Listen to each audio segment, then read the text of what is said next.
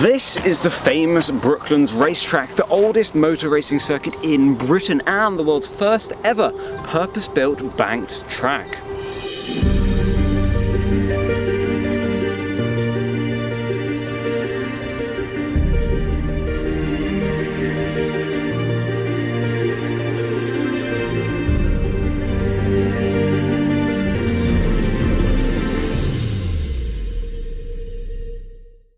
In 1903, there was a new Motor Car Act passed which put a blanket speed limit on all of the UK's public roads at 20 miles an hour, which even in the early 1900s wasn't exactly considered to be high speed, which, as well as being less fun for the top hat wearing petrolhead, was also a bit of a problem because around about this time France was creating nearly 50% of all new cars, and we here in Britain didn't have anywhere to do any high-speed testing. So in the world of car innovation and creation, we were in danger of falling behind. This, however, would not remain a problem too much longer, as a man named Hugh Fortescue Locke King, good name, had the solution.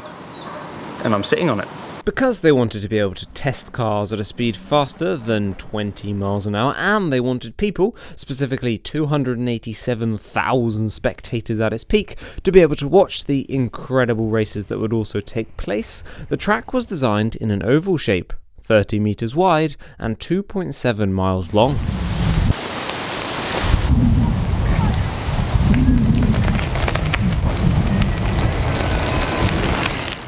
They also then added a finishing straight that ran sort of through the middle of the track, now making it 3.3 miles long. And in those 3.3 miles, you wouldn't have found a whole lot of tarmac or asphalt, which you normally would on a racetrack, because it would have been too expensive and complicated to lay on a banked track. So instead, it was made mostly of uncoated concrete and vegetation, although that is a newer addition. You can literally see the outlines of all the concrete slabs, and because over time they settled slightly differently at different times, it did mean that after a while the ride on the track resembled that of current British roads. A tad bumpy. It'd be worse now though.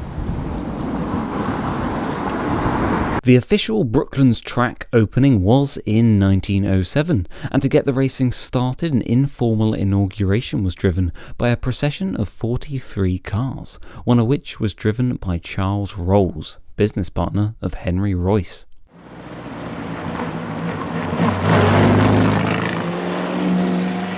The first race meeting was held on the 6th of July with over 10,000 spectators watching, and soon Brooklands became a huge sporting attraction alongside other big events such as Wimbledon, and those with the means would travel, often by train, to the track to spend the day watching cars, motorbikes and bicycles whiz around in front of their eyes.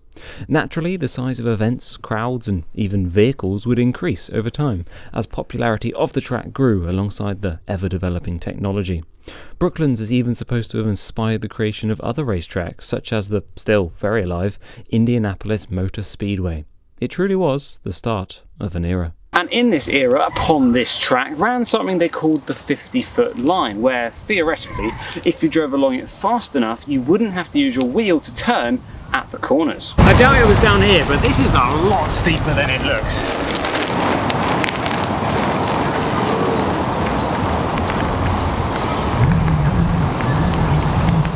Being the first purpose-built racetrack in the world, Brooklands was birthed and was immediately a record breaker, but it didn't stop there. In June of 1907, it hosted the first ever 24-hour race, with Selwyn Edge setting the record with 1,581 miles and an average speed of 65 miles per hour. And he actually drove the full 24 hours in his specially modified Napier car without swapping with anyone. Slightly later, in 1929, there was also a distance record set by Violet and Evelyn Cordery.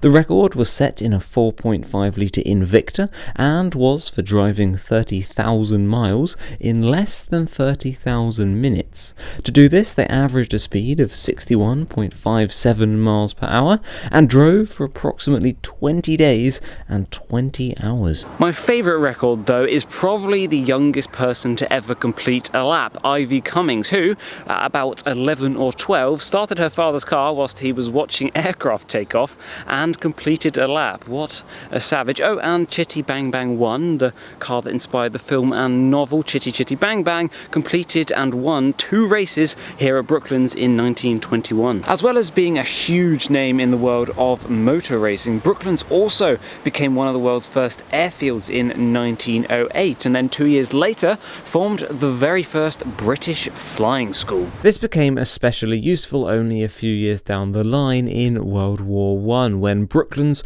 was requisitioned by the War Office. Before long, the site was busy with construction, testing and supplying of military aeroplanes. The original flying schools closed down or merged into military ones, and over the course of the war, 4 flying squadrons were formed or based at Brooklands.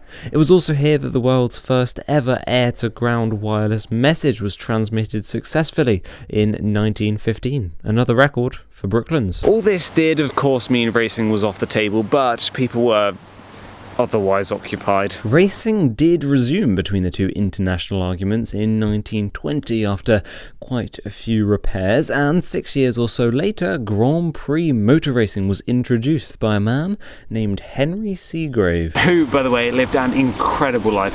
Thoroughly recommend looking him up. And of course, plenty of other events took place. The 1,000-mile race won by Mrs. E. Wisdom and Miss Joanne Richmonds. And the fastest driver event, with a track speed record being set by John Cobb in a 24-litre Napier Railton at 143.44 miles per hour. Unfortunately though, what no one realised was that racing at Brooklands was soon to come to an end, as the second of the Great World Wars was not far off erupting. Sadly, racing would never resume after this war, and so the final race here at Brooklands was in 1939, and nobody even realised.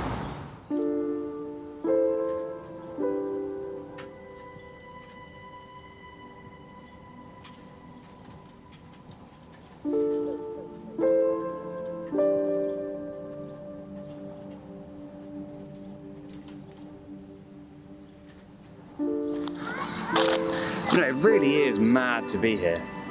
I mean, just looking at the sheer size of it and just sort of stopping and just picturing cars just thundering round the track, just at speeds that, you know, you'd go on a motorway, and they're on this concrete broken track in the 1900s. You know, it's not like they were in our safe cars now.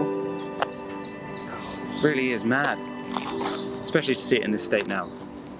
I'm glad it's used by walkers and stuff, like dog walkers, but it's definitely still a bit sad.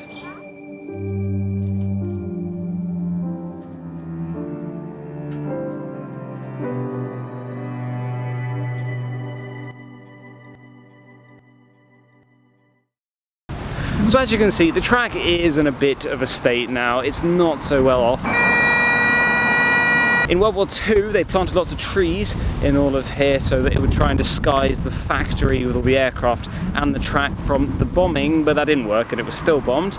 They then also removed a bit more of the track so Vickers Valiant V-bombers could be flown out, which was actually the main reason racing couldn't resume. And then in more recent times, they have cut out a bit more of the track so the A138 can get through. There would, however, definitely be a lot less track and definitely a lot more gaps, if not for the Brooklands Museum. The museum started out as a trust in 1987 and then fully formed as a physical museum in 91. It owns a 30-acre heritage site in the northeast corner of the track, which centres around the old paddock and finishing straight. As well as preserving a good portion of the track, the museum has all sorts of incredible historic Brooklands memorabilia, from ancient Astons to modern racers, from Brooklands legends to McLarens, a Concorde, a Harrier jet, some of the earliest planes, some of the earliest cars, astounding stories, and so much more. All with a link to Brooklands. The pure amount of stuff in the museum shows that Brooklands really has lived a full life, and so did those brave men and women who raced around this track. However, with this being motorsport, especially Early in motorsport, there were those who died on this track, and one of those less fortunate was Percy E. Lambert, the first man to drive 100 miles in an hour. Percy died on the 21st of October 1919 when trying to break his old record and beat that of Peugeot's, when unfortunately one of his rear tyres bust and he was thrown off the track and killed. The main reason I'm telling you this is because the Brooklands racetrack is said to be haunted by none other than Percy Lambert. There have been reports apparently of seeing him walking around his large shed called the Vatican, where his car used to be stored, and there have been reports of seeing or hearing driving and crashing around this track at night, which could be the ghosts of the past. I mean, I'm not particularly inclined to believe in ghosts and ghouls, and I'm not sure whether they don't just drive around in the day when they can see, but I do quite like little stories like this because they help keep the place alive, along with the Brooklands Trust, the museum, and in 2009, James May. Mr. May used to present a show called James May's Toy Stories, where he would take children's toys and then make them bigger and better than they'd ever been. It's rather good.